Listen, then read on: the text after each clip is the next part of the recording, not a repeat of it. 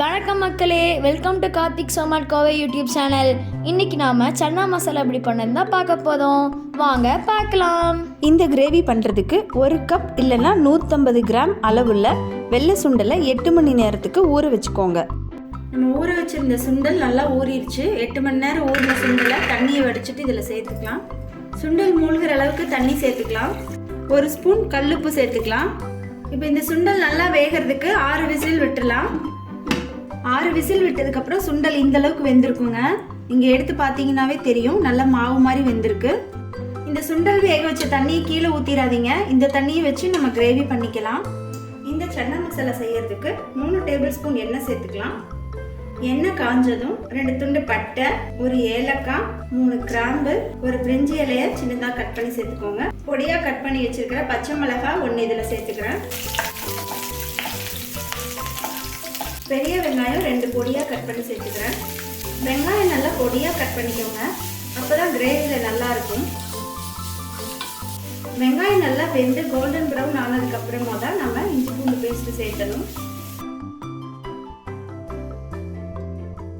வெங்காயம் இந்த அளவுக்கு வெந்ததுக்கு பிறகு 1 டீஸ்பூன் இஞ்சி பூண்டு பேஸ்ட்டு சேர்த்துக்கலாம். வெங்காயம் சேர்த்ததுக்கு முன்னாடியே இஞ்சி பூண்டு பேஸ்ட்டை நம்ம சேர்க்கணும் அப்படின்னா வெங்காயம் சரியா எண்ணெயில வேகாது. அதனால எப்பவுமே வெங்காயத்தை நல்லா வதக்கிட்டு அதுக்கப்புறமா தான் இஞ்சி பூண்டு பேஸ்ட்டு சேர்த்தணும். வெங்காயம் நம்ம போட்ட அளவை விட பாதி அளவுக்கு வந்திருக்கு. இந்த அளவுக்கு வெங்காயம் நல்லா வதங்கி வரணும். அரைச்சி வச்சிருக்கிற தக்காளி பேஸ்ட்டை இதில் சேர்த்துக்கலாம்.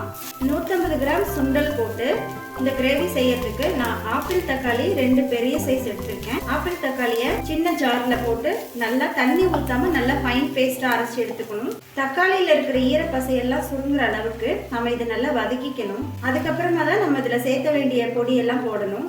அதுக்கு முன்னாடியே போட்டோம்னா கிரேவி தக்காளி குழம்பு மாதிரி ஆயிடும்.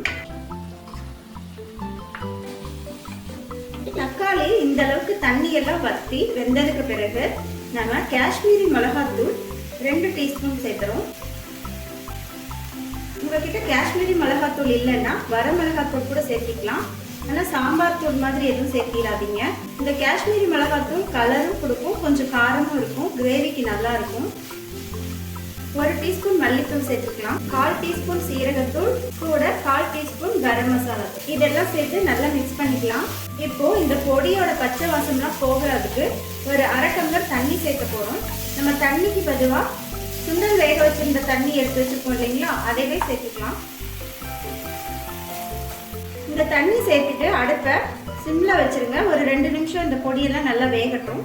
இந்த பொடியெல்லாம் வேகிற நேரத்துல நாம இந்த அளவு வேக வச்ச சுண்டலை சின்ன ஜார்ல போட்டு கொஞ்சமா தண்ணி ஊற்றி கொரன்னு அரைச்சி எடுத்து வச்சுக்கலாம். நாம இதை கையில மசிச்சும் போடலாம். ஆனா கொஞ்சம் தண்ணி ஊற்றி ஜார்ல அரைச்சி எடுத்துக்கிட்டோம் அப்படின்னா கிரேவில நல்லா பிளெண்ட் ஆயிக்கும். இந்த பொடியோட பச்சை வாசம்லாம் ஓரளவுக்கு போயிடுச்சு.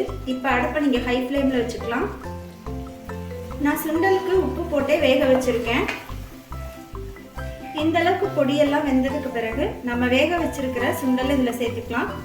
நான் சுண்டல் வேக வைக்கும் போதே உப்பு போட்டு வேக வச்சிருக்கேன். அதனால கடைசியில் இந்த கிரேவிக்கு தேவையான அளவு கொஞ்சமாக தூள் உப்பு சேர்த்துனா போதும். கூட கொஞ்சம் தண்ணி சேர்த்து ஒரு 10 நிமிஷம் மூடி போட்டு வேக வச்சிடலாம்.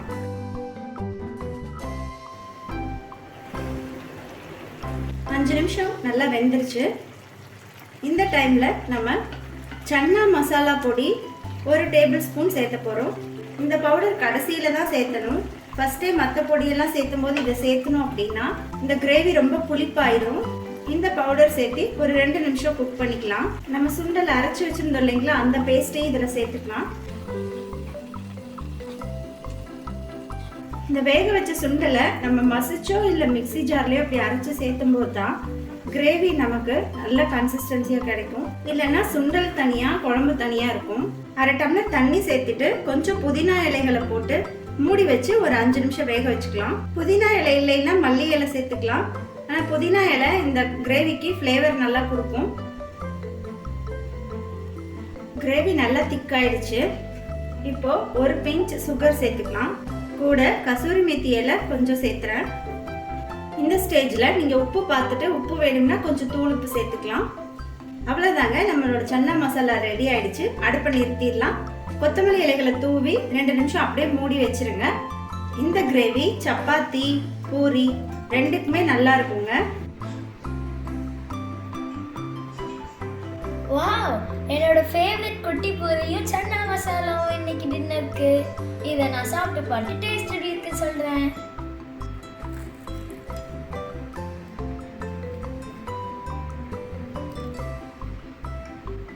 Wow, yummy. இதை நீங்களும் ட்ரை பண்ணி எப்படி இருக்குன்னு சொல்லி கமெண்ட்ஸ்ல சொல்லுங்க. இந்த ரெசிபி உங்களுக்கு பிடிச்சிருந்தா மறக்காம எங்க வீடியோக்கு லைக் பண்ணி எங்க வீடியோ ஷேர் பண்ணி மறக்காம ஒரு கமெண்ட்டும் போடுங்க. எங்க சேனல் சப்ஸ்கிரைப் பண்ணி எங்களை சப்போர்ட் பண்ணுங்க.